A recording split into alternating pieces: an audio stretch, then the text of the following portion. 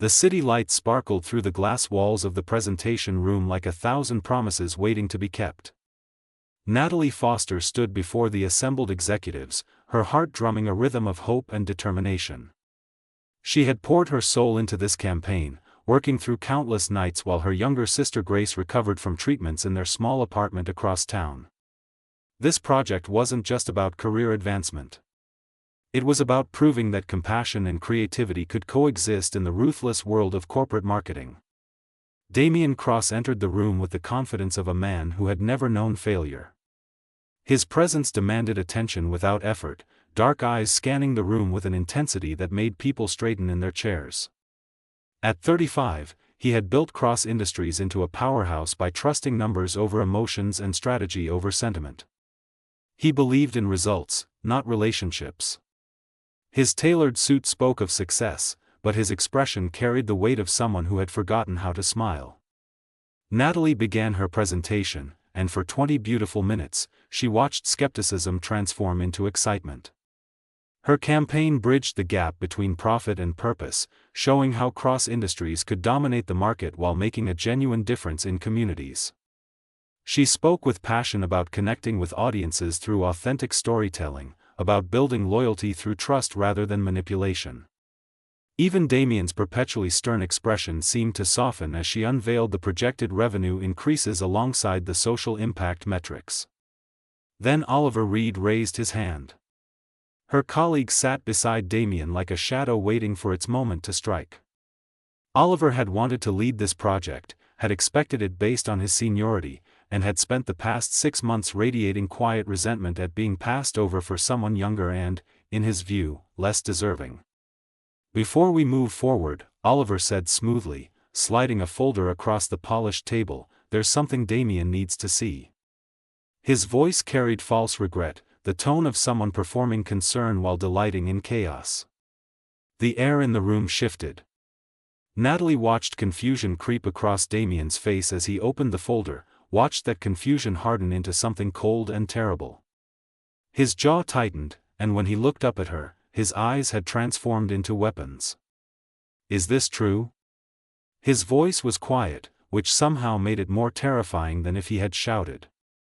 Natalie reached for the folder with trembling hands. Inside were printed emails from an address that looked almost like hers, just one character different, easy to miss. The messages showed her supposedly selling campaign strategies to their biggest competitor. Bank statements indicated payments to an offshore account linked to her name through documentation she had never seen before. "This isn't real," she whispered, feeling the ground disappear beneath her feet. "I never sent these. That account isn't mine. Don't insult my intelligence." Damien stood, his full height making her feel suddenly small. "We've been tracking these leaks for over a month. Oliver brought his concerns to me, and I had our best investigators verify everything. The evidence is conclusive." She looked at Oliver and caught the briefest flash of satisfaction in his eyes before he arranged his features into professional concern. In that moment, she understood. He had done this. Somehow, he had fabricated everything, and he had done it so carefully that even investigators had been fooled. "You trusted me," Damien said, moving closer until she could see the fury burning behind his controlled exterior. "My father convinced me to hire you despite your age, despite my reservations. I gave you opportunities that people work their entire careers to earn. And you betrayed that trust for money. Please listen to me." Her voice cracked despite her efforts to stay composed. "Oliver wanted this project. He's been angry since you chose me. This is a setup. Of course you'd blame someone else." Damien's laugh held no humor. "That's what liars do when they're caught." He turned to address the entire room, his voice rising with each word. "Natalie Foster is terminated immediately for corporate espionage and breach of contract. Security will escort her out. I'm personally contacting every company in this industry to ensure she never works in marketing again. By the time I'm done, she'll be unemployable." The words landed like punches. Natalie felt her vision blur but refused to let the tears fall. "Not here," not in front of these people who had respected her an hour ago and now looked at her with disgust or pity or carefully blank expressions. "You're making a terrible mistake," she said, her voice steadier than her hands. "The only mistake I made was trusting you." Damien stepped so close she could feel the heat radiating from him, could smell the expensive cologne that would haunt her in the coming weeks. "You're nothing. You were nothing when we found you, and you'll be nothing again." Security guards appeared. They took her arms gently, almost apologetically, and walked her through the office where colleagues she had laughed with yesterday now studied their computer screens with sudden intensity. The elevator ride down 42 floors felt like falling through circles of hell, each floor another piece of her life crumbling away. That night, sitting in her apartment with Grace sleeping fitfully on the couch, Natalie stared at the medical bills piling up on their kitchen table. Her sister's treatments cost more each month than Natalie had ever imagined. Without her salary, without the severance Cross Industries was now withholding, she had perhaps 3 weeks before they lost everything. The knock at the door came at nearly midnight. Through the peephole, she saw an older gentleman in an expensive but understated suit. She recognized him immediately from company photographs and the one time they had met at a holiday party. Philip Cross, Damien's father. The coffee shop where Philip Cross suggested they meet was quiet, tucked away in a neighborhood far from the gleaming towers of the business district. Natalie sat across from him, exhausted from another sleepless night, unsure why the founder of Cross Industries would seek out the woman his son had publicly destroyed. "You're wondering why I'm here," Philip said gently, stirring his coffee with deliberate slowness. His eyes held a kindness that reminded Natalie painfully of her own father. "I'm here because I know my son made a mistake. I've known for 2 weeks." Hope flared in her chest, sharp and desperate. "You believe me?" "I had independent investigators review everything quietly. The documentation is sophisticated, but not perfect. There are digital fingerprints that lead back to Oliver Reed. He's been planning this for months." Philip leaned forward, his expression grave. "But I can't convince Damien. Not yet. He's too proud, too certain of his judgment. And between us, Miss Foster, my son has built walls around his heart so high that admitting he wrongly destroyed someone would require him to face feelings he's been avoiding for years." Natalie felt her throat tighten. "Then why tell me? Why not just let him figure it out eventually? Because eventually might be too late for you and your sister. I've looked into your situation." He slid an envelope across the table. "Inside is a contact. Julian Hayes runs Hayes Consulting. He's ethical, brilliant, and he owes me a significant favor. He's willing to interview you, to judge you based on your actual work rather than the lies Oliver planted. I can't force Damien to see the truth, but I can make sure you survive until he does." 3 days later, Natalie sat in Julian Hayes's office, a space that felt warm and creative compared to the cold minimalism of Cross Industries. Julian was younger than she expected, probably mid-30s, with kind eyes and an easy smile that seemed genuine rather than practiced. "Philip spoke highly of you," Julian said after reviewing her portfolio. "And I always trust his judgment over his son's. Damien is brilliant, but he leads with his head and ignores his heart. That makes him vulnerable to manipulation by people like Oliver Reed. Why would you risk hiring me?" Natalie asked. "If Damien is telling everyone in the industry I'm a thief, then everyone in the industry will learn they were wrong." Julian's confidence was quiet but absolute. "I've reviewed the evidence Philip provided. You're innocent. And more than that, you're talented. I'm launching a new division focused on ethical marketing. You'd be perfect to lead it." Working with Julian felt like remembering how to breathe. He valued creativity and compassion, encouraged work-life balance, and when Natalie explained Grace's situation, he simply adjusted her schedule to accommodate medical appointments without making her feel guilty or weak. Within 2 months, her campaign for Hayes Consulting was generating buzz in the industry.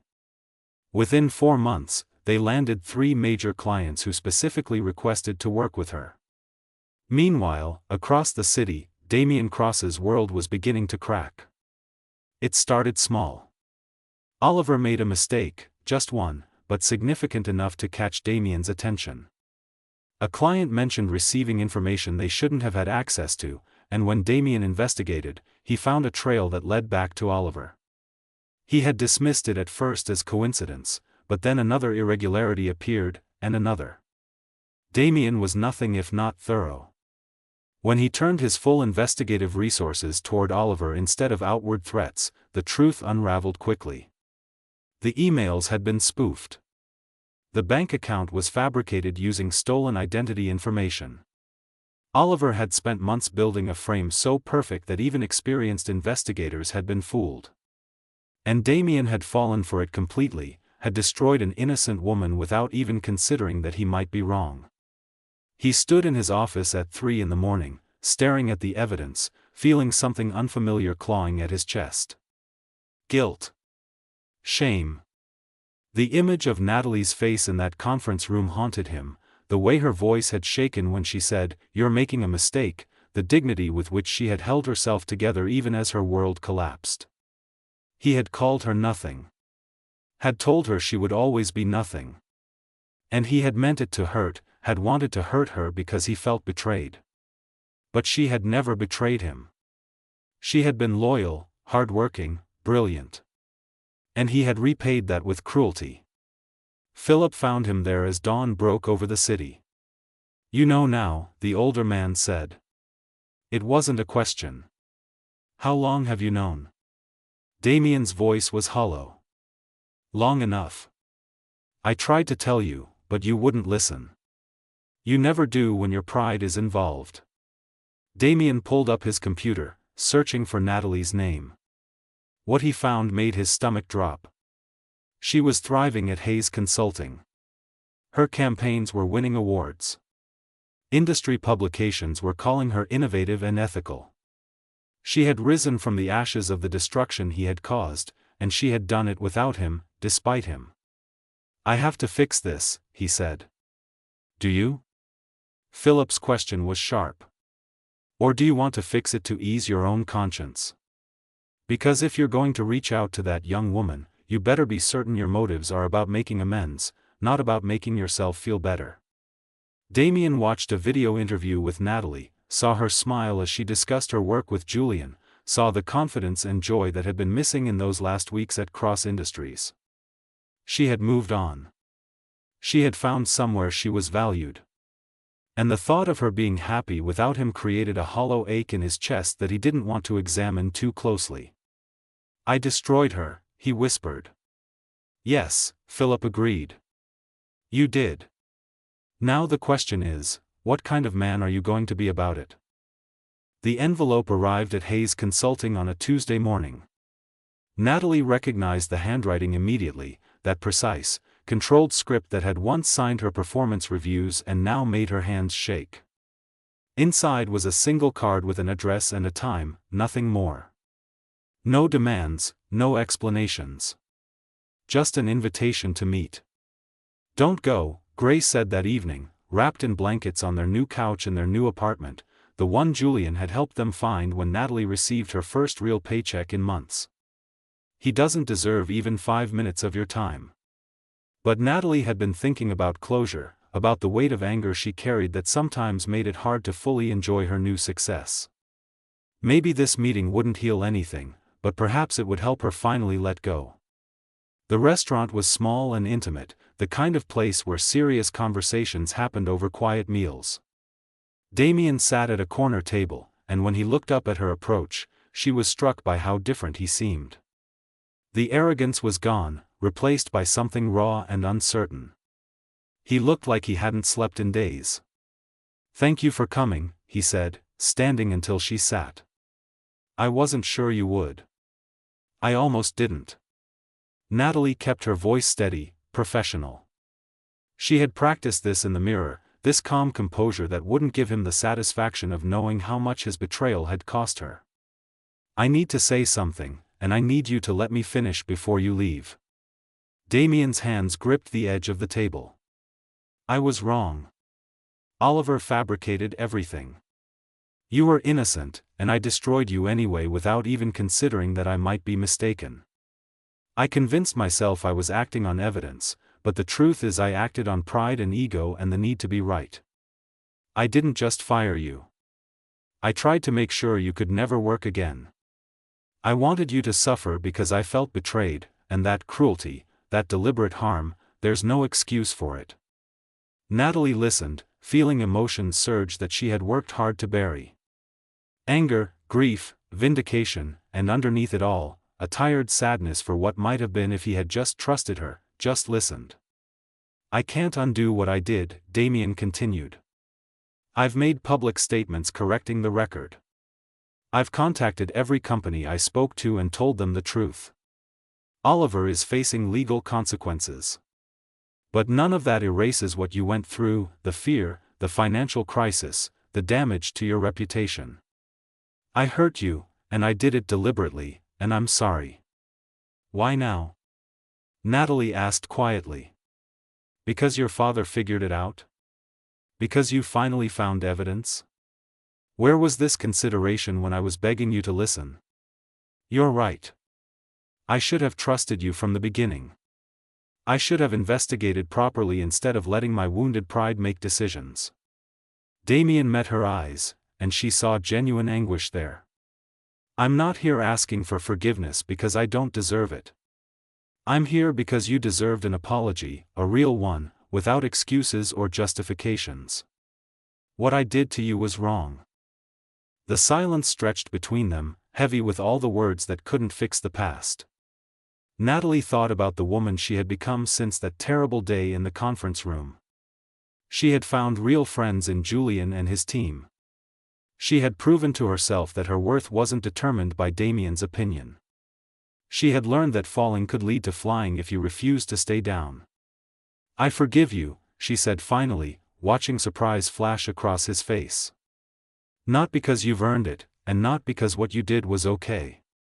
I forgive you because carrying anger around is exhausting, and I'd rather spend that energy building something good. I forgive you for me, not for you. That's more than I deserve, Damien said softly. Probably. Natalie almost smiled. I heard you're implementing new investigation protocols at Cross Industries, that you're requiring multiple independent verifications before terminating anyone. It's not enough, but it's a start.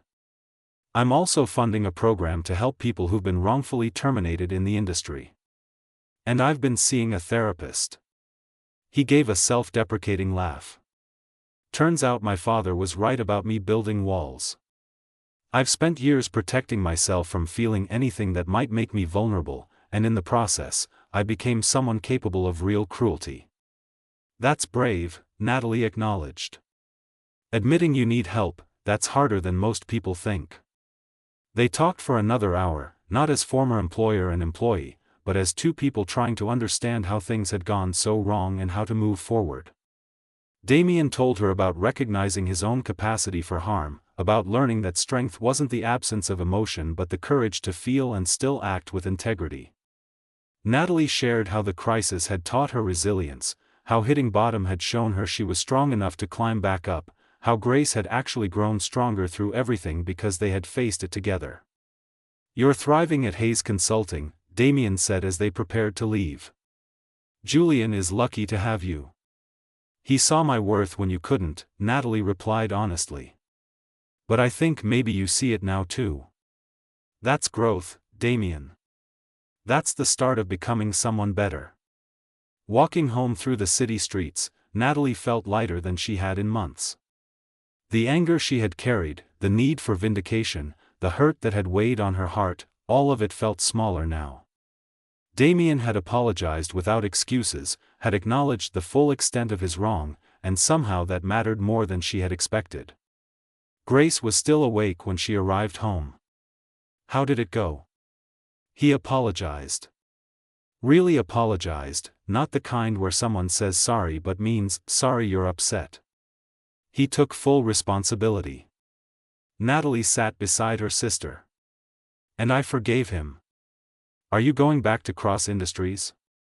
Grace asked carefully. No. That chapter is closed. But I think maybe it has a better ending now than it did before. He's learning, I've grown, and neither of us is who we were 6 months ago. 2 weeks later, Natalie stood before her team at Hayes Consulting, presenting a campaign that merged profit with purpose, innovation with integrity. Julian watched with pride as she commanded the room with confidence earned through surviving the worst and choosing to become better rather than bitter. Her phone buzzed with a message from Philip Cross. Saw your latest campaign coverage. Your parents would be proud of the woman you've become. Your compassion and strength remind me why I started this company in the first place. Never lose that. Natalie smiled, saving the message.